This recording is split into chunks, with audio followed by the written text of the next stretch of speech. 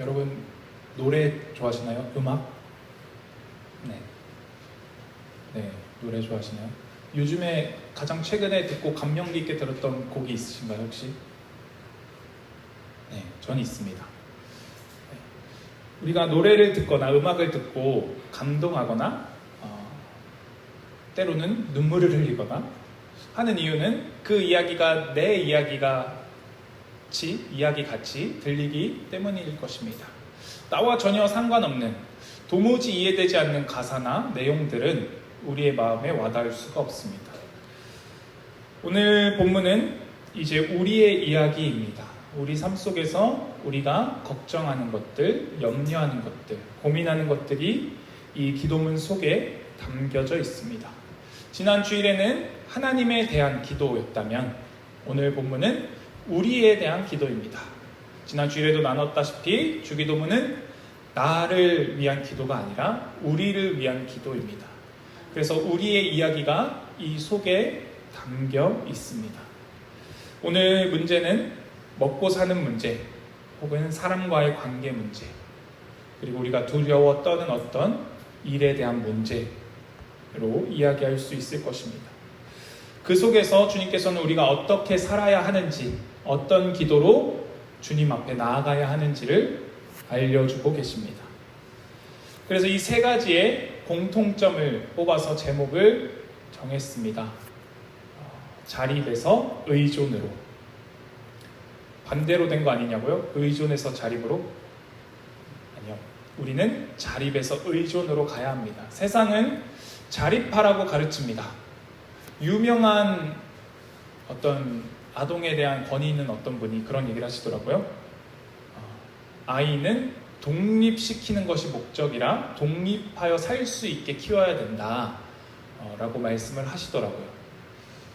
그런데 우리의 신앙생활은 다릅니다. 우리는 하나님으로부터 독립하려고 살지 않습니다. 하나님과 함께 살아야 합니다.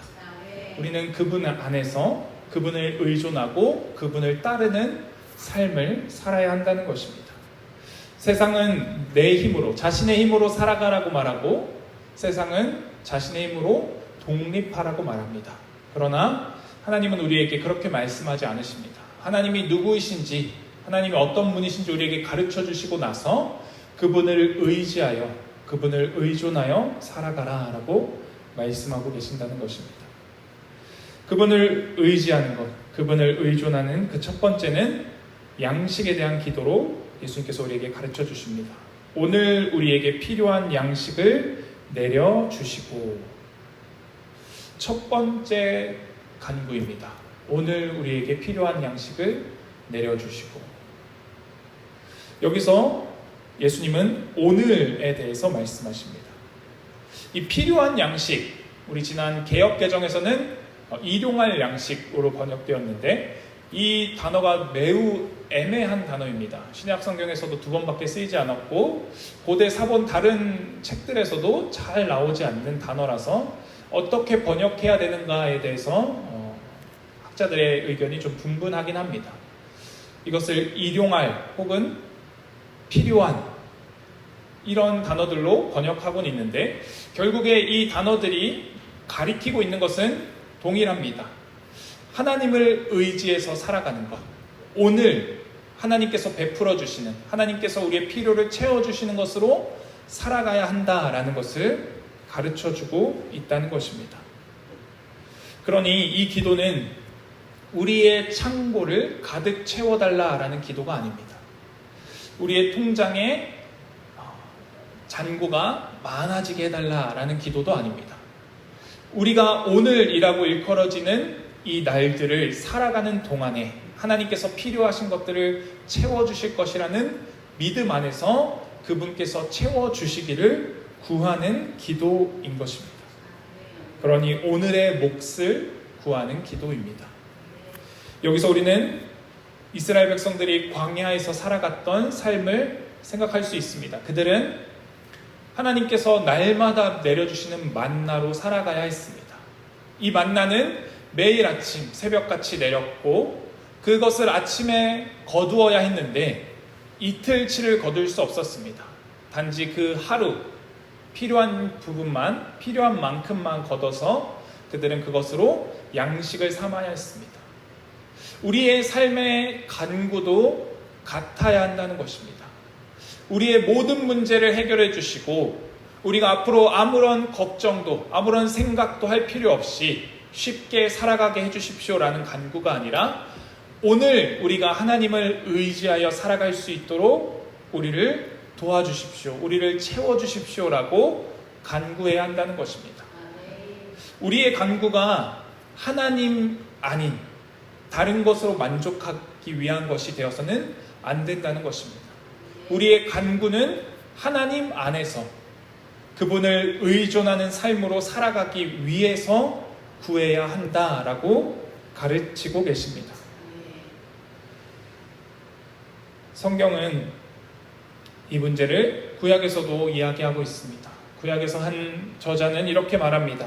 저를 가난하게도 부하게도 마시고 오직 필요한 양식으로 먹여주십시오라고 간구합니다. 왜냐하면 너무 부하여서 하나님을 잊어버릴까 두렵다고 말하고 너무 가난하여서 도둑질하여 하나님의 영광을 가리울까 두렵다라고 기도하고 있습니다. 우리는 너무 많아도 위험하고 너무 적어도 위험합니다. 물론 하나님께서는 우리에게 채워주시는 분이십니다. 또는 누군가에게는 많은 물질로 채우셔서 그를 통하여 일하시기도 하십니다. 그러나 그것이 우리의 삶의 근거가 되어서는 안 됩니다. 많이 가진 것이 혹은 적게 가진 것이 우리의 삶의 어떠함을 좌우해서는 안 됩니다. 우리의 삶의 근거는, 우리의 의지는 하나님이심을 기억하십시오. 우리는 그분으로 말미암아 살아갈 수 있습니다. 예수님은 여기서 양식에 대해서 말씀하십니다. 우리의 참된 양식은 하나님의 말씀임을 주님께서 가르쳐 주셨습니다. 사단이 예수님을 광야에서 시험할 때 예수님은 양식이 아니라 떡으로 사는 것이 아니라 하나님의 말씀으로 살아야 한다라고 사단을 대적하셨습니다. 그리고 나서 예수님 요한복음에 가셔서는 나는 하늘에서 내려온 생명의 떡이다, 생명의 빵이다 라고 본인을 가르쳐 주셨습니다. 요한은 요한복음에서 예수님이 말씀이 육신되어 오신 분이다 라고 우리에게 선명하게 가르쳐주고 있습니다. 그러니 우리가 일용할 양식, 오늘의 필요한 양식으로 산다는 것은 예수 그리스도로 말미암아 사는 것입니다. 육의 양식도 우리에게 필요하지만 그 육의 양식을 구하는 것조차 예수 그리스도를 통하여 얻는 것입니다. 그분이 참 생명이시기 때문에, 그분이 참된 생명의 빵이시기 때문에 우리는 그분으로 말미암지 않고는 살아갈 수 없는 존재다라고 선언하는 기도입니다. 그분을 의지하여 살아가십시오. 다른 그 무엇이 우리를 자유케 하지 못합니다. 우리는 진리 안에서 자유로울 수 있습니다. 그 진리는 우리가 하나님을 의존하는 존재다라고 가르치고 있습니다. 하나님 안에서 설 수 있는 존재다라고 가르치고 있습니다. 그분을 의지하시고 그분으로 말미암아 살아가야 합니다. 우리의 삶 한번 돌아보십시오. 하나님을 의지하여 그분을 의존하여 살고 있는지, 아니면 내가 내 삶을 책임지려 하고 있는지, 나아가 내 삶뿐만 아니라 누군가의 삶을 책임지려고 바둥바둥하고 있진 않은지 한번 돌아보십시오. 우리는 그리스도로 말미암아 살아갑니다.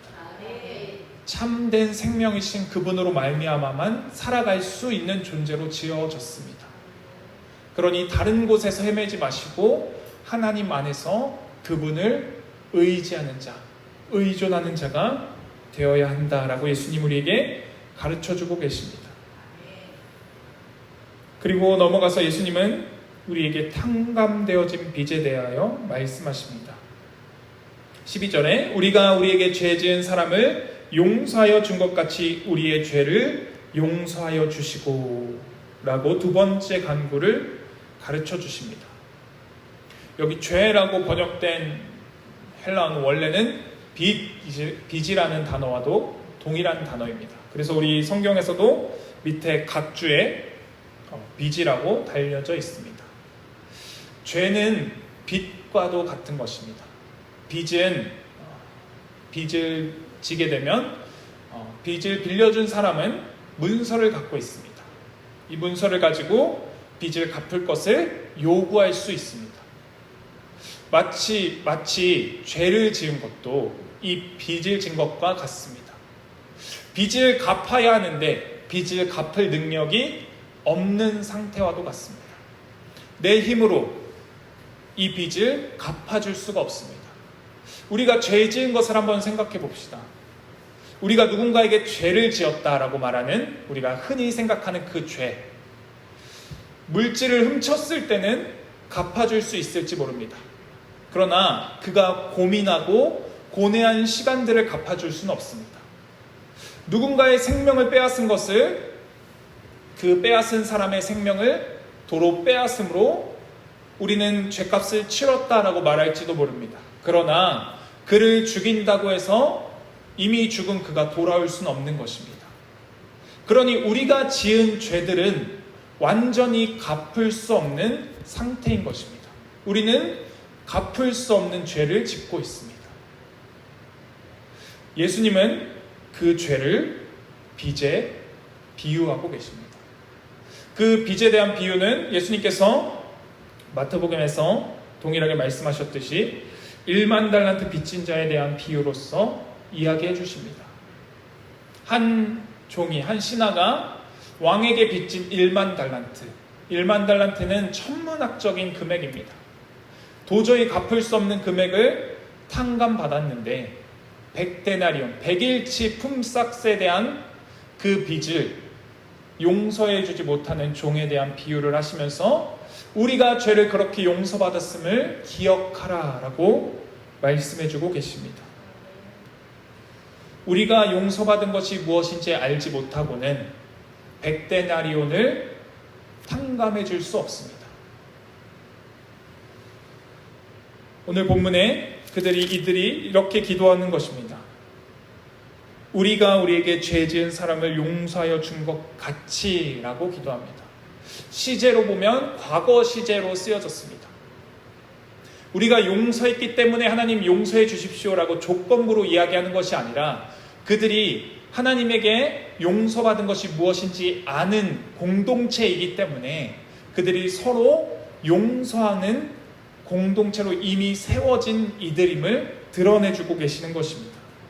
그래서 여기서 과거 시제를 사용하신 것입니다. 우리가 하나님에게 용서받은 것을 안다면 우리는 다른 누군가를 용서할 수 있습니다. 그러나 이 용서가 감정이 아님을 여러 번 나누었습니다. 용서는 내 마음이 다 풀렸기 때문에 용서하는 것이 아니라 용서하기로 결단하는 것입니다. 내 마음, 내 감정이 중요한 것이 아니라 내가 용서받은 것이 무엇인지 알고 그 용서받은 것이 얼마나 큰 것인지 알기 때문에 다른 이를 용서하기로 결단하는 것입니다. 그것이 시작이고 그것을 지나올 때 우리의 마음도 하나님을 따라서 바뀔 수 있게 된다는 것입니다. 이 용서는 나만을 위한 것이 아닙니다. 상대방만을 위한 것도 아닙니다. 이것은 공동체 안에서 서로를 위한 것이 되는 것입니다. 용서하는 자가 사실은 더 자유할 수 있습니다. 빚 문서를 가지고 다니는 사람은 이 빚을 언제 갚을 수 있을까? 사람들이 언제 이것을 되돌려 줄까라는 마음에 헤매게 됩니다. 그때 우리가 고민하고 아파하고 힘들어하는 것에서 자유할 수 있는 길은 용서하는 자가 되는 것 뿐입니다. 그러니 우리 모두도 용서할 수 있어야 합니다. 하나님께서 이 용서에 대해서 말씀하시면서 예수님께서 이 용서에 대해서 말씀하시면서 14절 15절에서 한 번 더 용서에 대해서 짚고 넘어가십니다. 왜냐하면 이 용서가 깊이 있는 용서이며 이 용서가 성경 속에서 하나님의 역사 속에서 계속해서 드러나기 때문입니다. 사실 하나님은 양식이 필요하지 않으신 분입니다. 하나님은 시험 때문에 두려워하지 않으시는 분이십니다. 그런데 하나님은 용서해야 되는 자리에 서신 분이십니다. 하나님께서 우리를 용서하셨습니다. 성경에는 수없는 단어들로 용서에 대한 표현들을 말하고 있습니다. 우리가 성경을 보면 하나님은 시작부터 아담과 하와를 용서하십니다. 그들에게 가죽옷을 해입히십니다. 인류의 타락으로 말미암아 죽음이 들어왔는데 그 죽음의 시작이 아담과 하와가 아니라 그들에게 가죽옷을 해입히기 위한 동물의 죽음이었습니다. 하나님은 그들에게 일정 부분 용서를 베푸시고 그들이 돌아올 수 있는 길을 열어주신 것입니다. 하나님은 자신을 표현하실 때도 노하기를 더디하고 용서하는 하나님이다 라고 표현하시기도 하셨습니다. 때로는 하나님은 시적인 표현으로 우리의 죄를 다 밟아서 이것을 바닷속 깊이 던져버렸다라고 표현하시기도 하셨습니다. 우리의 주홍 같던 죄를 희게 맑게 씻어주셨다라고도 표현하셨습니다. 하나님은 이 죄를 우리에게서 용서하시는 것을 계속해 오셨습니다. 그 용서의 절정은 예수 그리스도의 십자가입니다.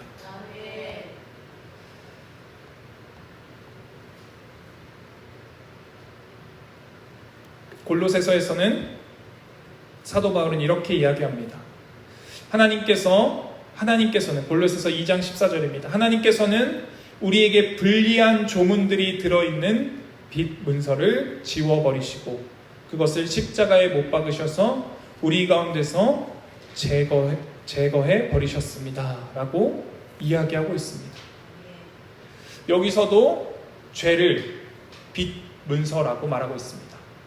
빛 문서를 제거하셨다. 십자가에 박아 없애셨다라고 말씀하십니다. 하나님은 우리의 죄를 사하시기를 끊임없이 하고 계십니다. 그 용서를 받은 우리가 다른 이를 용서하는 것은 당연한 일이고 어쩌면 쉬운 일이어야 합니다. 우리가 100데나리온을 자꾸 되돌려 받으려고 하는 이유는 만달란트를 탕감받은 것이 얼마나 큰 것인지 다 알지 못하기 때문입니다. 우리가 용서하지 못할 때 구해야 하는 것은 주님 용서의 마음을 주십시오도 구해야겠지만 하나님 내가 용서받는 것이 무엇인지 더 깊이 깨닫게 해주십시오 라고 구할 수 있어야 합니다. 그때 비로소 우리는 하나님의 용서를 의지하여 다른 이들을 용서할 수 있게 될 것입니다. 우리가 하나님을 의존하는 존재임을 기억하십시오. 그분을 의존하지 않고는 우리는 다른 이를 용서할 수 없기 때문입니다. 그리고 나서 예수님은 우리에게 마지막 간구를 이렇게 가르쳐 주십니다. 우리를 시험에 들지 않게 하시고 악에서 구하여 주십시오 라고 기도합니다.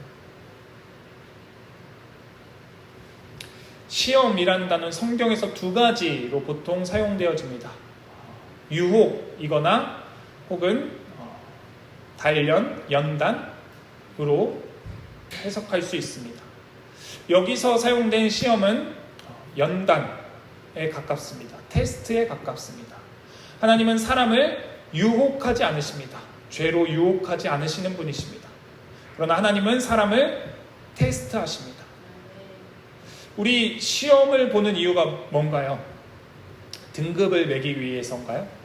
아니죠. 시험은 원래는 이 학생이 어느 정도를 알고 있나 혹은 뭐를 잘 모르는가를 확인해보고 잘 모르는 것을 다시 가르쳐주기 위한 것이었을 것입니다.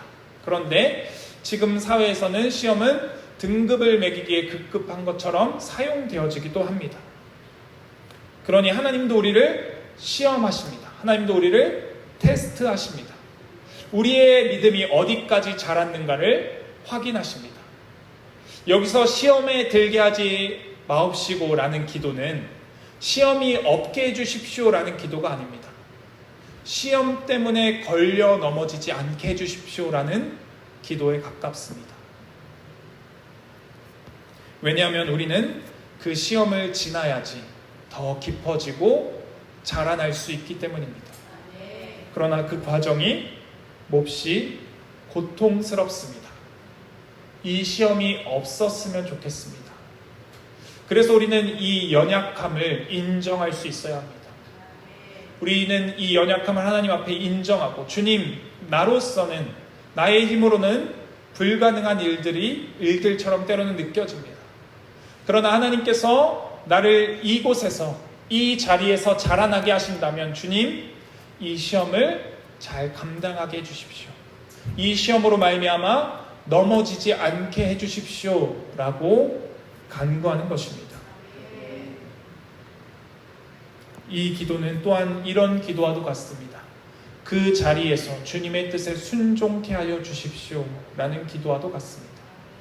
이 시험, 이 문제를 없애달라는 것이 아니라 그 자리에서 하나님께서 나를 향하신 뜻을 깨닫고 그 뜻 가운데 순종하는 자 되게 하십시오라는 기도라는 것입니다.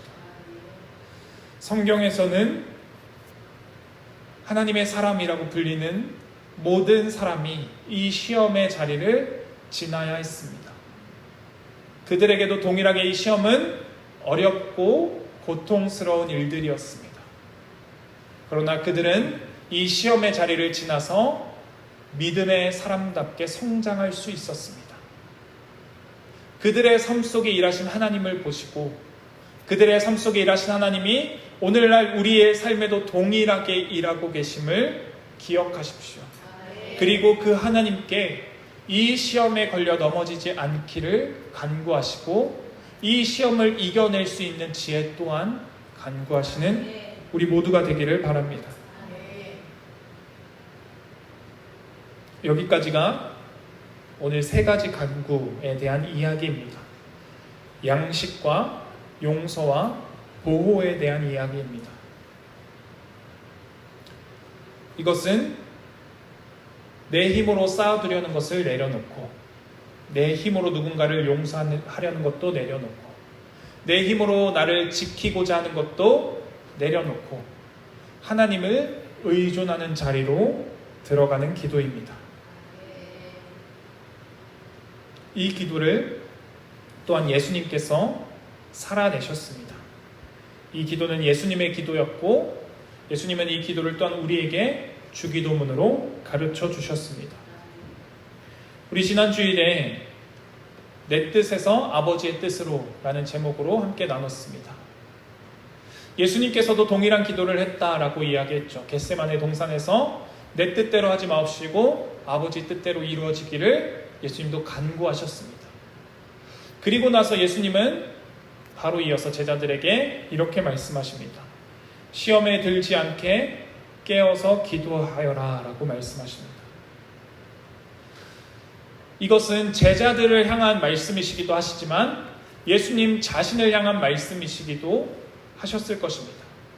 우리가 너무 예수님을 하나님으로 쉽게 생각합니다. 그러나 그분은 완전한 인간으로 오셨습니다. 완전한 인간이라는 말은 우리와 같은 고민과 고통 앞에 서셨다라는 것입니다.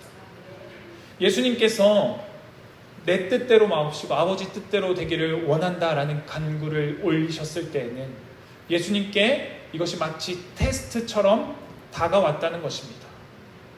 예수님이 쉽게 이 십자가를 지셨다고 오해하지 마십시오. 그분은 우리와 같은 동일한 인간으로 오셨습니다. 우리가 시험 앞에 두려워하고 때로는 염려하고 때로는 피해가고 싶어 하듯이 예수님도 같은 자리에 서셨습니다.